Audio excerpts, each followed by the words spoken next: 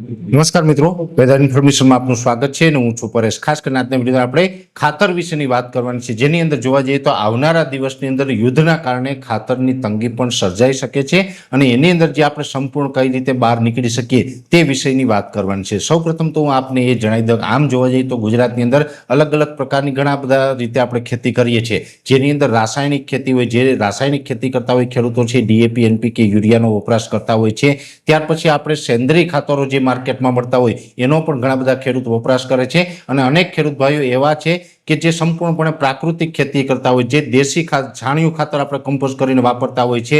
ઘણા બધા ખેડૂત ભાઈઓ છે જીવામૃત છે, જેમાં પ્રવાહી જીવામૃત છે, ઘન જીવામૃત છે, એનો વપરાશ કરતા હોય, એવું પણ આપણે ઘણા બધા ખેડૂતો કરે છે। પણ મોટા ભાગનો જે આપણો ખેડૂત વર્ગ છે ગુજરાતની અંદર, લગભગ આપણે 60 લાખ ખેડૂત ખાતેદાર છે, એમાંથી મોટા ભાગનો ખેડૂત વર્ગ છે એ આપણે રાસાયણિક ખેતી ઉપર નિર્ભર છે। રાસાયણિક ખેતી કરતા હોય તો સ્વાભાવિક રીતે ડીએપી એનપીકે યુરિયા વગેરે જે આપણે ખાતરની જરૂર પડતી હોય છે, ને આમ તો વર્ષોથી આપણે જોવા જઈએ તો જે રાસાયણિક ખાતર છે એની તંગી સર્જાતી હોય છે। ગત શિયાળાની વાત કરવા જઈએ તો ગત શિયાળાની અંદર આપણે બહુ કઈ ખાતરની તંગી જોવા નહોતી મળી। ગત શિયાળાની અંદર સરકાર તરફથી રેગ્યુલર જે ખાતરની સપ્લાય કરવામાં આવી હતી। હવે અત્યારે જે યુદ્ધનો માહોલ છે, જેવી રીતે જોવા જઈએ તો યુદ્ધના માહોલની અંદર પણ ઘણી બધી વસ્તુની તંગી સર્જાતી હોય, જેવી રીતે એલપીજી ગેસ છે, પેટ્રોલ છે, ડીઝલ છે વગેરે।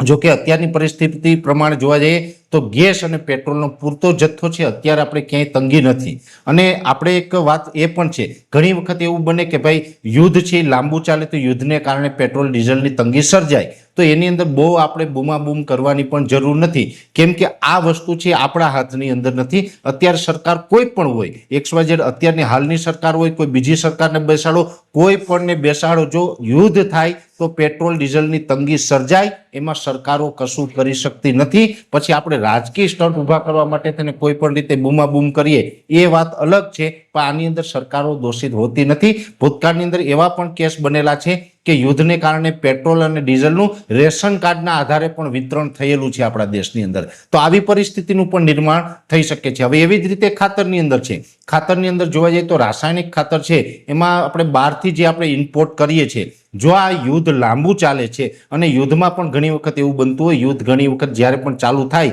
તો 1 અઠવાડિયું, 5 અઠવાડિયા, 10 અઠવાડિયા, અને ભૂતકાળની અંદર ઘણા બધા યુદ્ધ એવા પણ છે 5-5, 10-10 વર્ષ સુધી પણ ચાલેલા છે।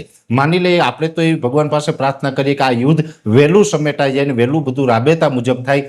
માની લઈએ કે આ યુદ્ધ લાંબુ ચાલે તો રાસાયણિક ખાતરની પણ ભારત દેશની અંદર અછત થઈ શકે છે।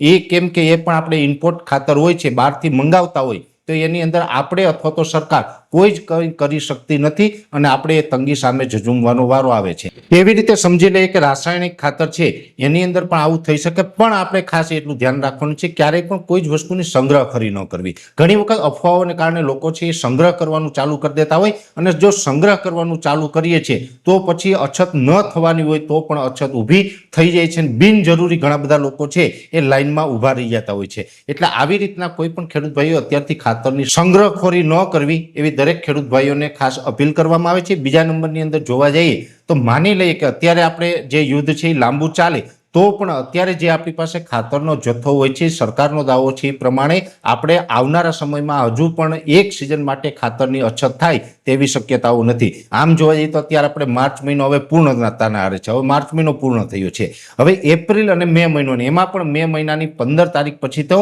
ઓરવીને પણ મગફળીથી લઈને કપાસથી લઈને ઘણા બધા પ્રકારના વાવેતરો છે એ થતા હોય છે। હવે જે આપણે સમય છે આપણી પાસે 1.5 થી પોણા 2 મહિનાનો, 1.5 થી પોણા 2 મહિના પછી આપણે દરેક પ્રકારની જે વસ્તુ છે એ ઓરવીને વહેલું વાવેતર છે કરવાનું ચાલુ થશે, અને એવું થઈ તો પણ ત્યારે પણ આપણે ખાતર મળી રહે એટલો પ્રકારનો સ્ટોક છે એ તો સરકારની ગોડાઉનોની અંદર પડેલો છે, એવું જે સરકારી દાવાઓ છે એ અત્યારે થઈ રહ્યા છે। હવે આપણે માની લઈએ કદાચ એમાં પણ ઘટ પડે તો પણ આપણા દેશની અંદર બીજી પણ ઘણી બધી વ્યવસ્થાઓ છે કે જેની અંદર આપણે ડીએપી એનપીકે યુરિયાની જરૂર ન પડે અને આપણું ખેતી કામ પણ ન અટકે। જેની અંદર જોવા જઈએ તો આપણે ઘણા બધા જે ઓર્ગેનિક ખાતરો આવતા હોય છે, સેન્દ્રીય ખાતરો છે, જેની અંદર એરંડી, કરંજ, હાડકાનું દળ છે, લીંબોડીનો ખોળ છે, અલગ અલગ પ્રકારના ખોળના પણ જે ખાતર આવે છે, બીજા પણ જે વર્મી કમ્પોસ્ટથી લઈને અનેક પ્રકારના ખાતરો હોય છે અને બીજા પણ સેન્દ્રીય ખાતરો આવે છે. એટલે આમ જોવા જઈએ તો સેન્દ્રીય ખાતર અને છાણિયા ખાતર છે એ તો રાસાયણિક ખાતર કરતાં પણ ઉત્તમ છે. એટલે આવી તંગી સર્જાય તો કોઈ જ પ્રકારના ખાતરો પાછળ દોટ ન મૂકવી અને આપણે સેન્દ્રીય ખાતરો ઉપર શિફ્ટ થઈ જવું એ પણ આપણા હિતમાં રહેશે. સેન્દ્રીય ખાતર ઉપર શિફ્ટ થશું તો આપણી જમીન પણ સારી થશે અને આપણું ઉત્પાદન પણ વધી શકે છે. એટલે આપણા માટે તો બેનિફિટ એ પણ છે કે આપણે વધારેમાં વધારે સેન્દ્રીય ખાતર ઉપર શિફ્ટ થઈએ. અને આમ પણ અમે તો વર્ષોથી આપણે અપીલ કરતા આવ્યા છે કે રાસાયણિક ખાતર છે એનો વપરાશ ઘટાડો અથવા તો બંધ કરો. અત્યારે પણ જે આપણે રાસાયણિક ખાતર વાપરી રહ્યા છે એ આપણે ઓવરડોઝ કરી રહ્યા છીએ, જેને કારણે આપણી જમીનો છે એ ખરાબ થઈ રહી છે. અને આ ખાતરો છે આના ઉપર ઘણી બધી પ્રકારની સબસિડીઓ પણ આપવામાં આવતી હોય છે.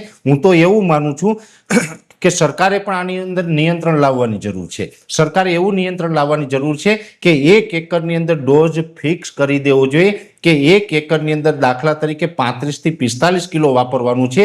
તો જે આપણી પાસે જમીન હોય એ જ મુજબનું ખાતર છે એક ખેડૂતને આપવાનું. વધારે ખાતર છે એક ખેડૂતને ન આપી દેવું, જેથી કરીને કોઈ સંગ્રહ ન કરી શકે અને જેથી કરીને અન્ય લોકોને પણ ક્યાંય તકલીફ ન પડે. એટલે આ બધી બાબતો છે યુદ્ધને કારણે થતી હોય. જો કે યુદ્ધને કારણે કદાચ ખાતરની અછત સર્જાય તો પણ કોઈ પેનિક થવાની જરૂર નથી. બીજા પણ ઘણા બધા પ્રકારના વિકલ્પો છે એ આપણા ભારત દેશની અંદર ઉપલબ્ધ છે, જેથી કરીને આવનારી જે ખરીફ સિઝન છે એની અંદર કોઈ જ પ્રકારે આપણે ક્યાંય અગવડ પડવાની નથી. એટલે આપણી પાસે ઘણા બધા વિકલ્પ છે. રાસાયણિક ખાતરનો પણ જથ્થો છે, સેન્દ્રીય ખાતરનો પણ દેશની અલગ અલગ કંપનીઓ પાસે જથ્થો છે, જેથી કરીને આપણે ક્યાંય પણ તકલીફ પડવા નથી. બધા વ્યવસ્થિત રીતે ખાતર સાથે બિયારણનું વાવેતર કરી શકે આ ચોક્કસ મને વિશ્વાસ છે. એટલે ખાસ કરીને ખાતર વિશેની આ અગત્યની માહિતી હતી એ મેં આપના સુધી પહોંચાડવાનો પ્રયત્ન કર્યો છે.